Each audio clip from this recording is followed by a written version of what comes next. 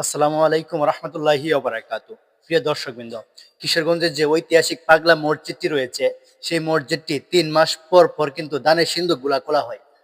আর পাওয়া যায় কোটি কোটি টাকা, স্বর্ণ অলংকার আর বৈদেশিক মুদ্রা। কিন্তু এই টাকা কোথায় যায়, কিভাবে ব্যবহার করা হয়, আজকের ভিডিওতে এই নিয়ে বিস্তারিত জানবো। অবশ্যই আপনারা সম্পূর্ণ ভিডিওটি দেখবেন। ৩০শে নভেম্বর দানের ১১টি সিন্ধুক খুলে পাওয়া যায় ১৮,২১,০০,০০০ টাকার উপরে। কিন্তু বিগত ৯ বছরে এই মসজিদে জমা হয়েছে ৭৫ কোটি টাকারও বেশি। নিলাম ও অন্য অন্য উৎস থেকে এসেছে আরো ২৫ কোটি টাকা। সব মিলিয়ে পাগলা মসজিদে জমা পড়েছে প্রায় ১০০ কোটি টাকার বেশি। মসজিদের যে আয় হয়, সেই আয় দিয়ে এতিমখানার ১৩০ জন ছাত্রের লেখাপড়া ও কর্মীদের বেতন দেওয়া হয়। এছাড়া জেলার বিভিন্ন মসজিদ মাদ্রাসায় অনুদান দেওয়া হয়। তো অনুদানটা দেওয়া হয়, কিন্তু সেখান থেকেই যে মসজিদে যে জমানো টাকাগুলো রয়েছে, সেই টাকাগুলো কিন্তু ব্যাংকে জমানো আছে।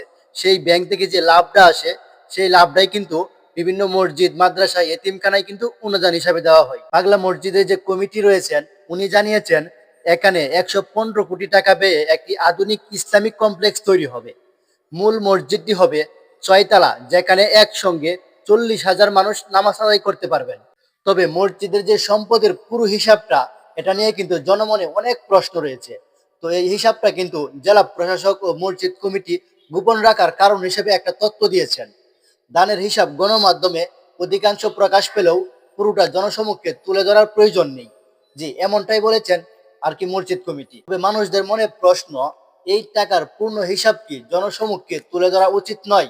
আপনার মতামত কমেন্ট সেকশনে জানিয়ে যাবেন। ভিডিওটি যদি ভালো লেগে থাকে তাহলে অবশ্যই শেয়ার, সাবস্ক্রাইব করবেন।